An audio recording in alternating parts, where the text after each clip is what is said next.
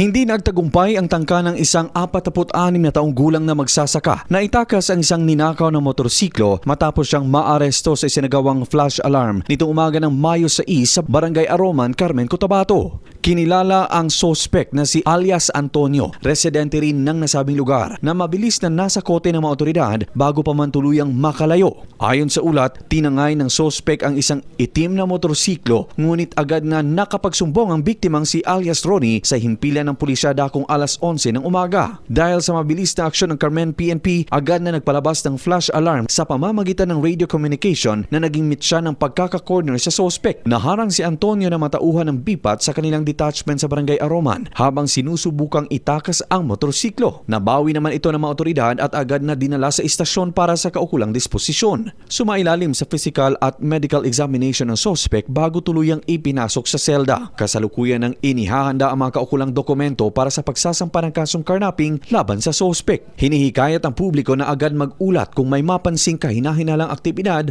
sa kanilang paligid. Luigi Alan Tutor, NDBC, Bida Balita.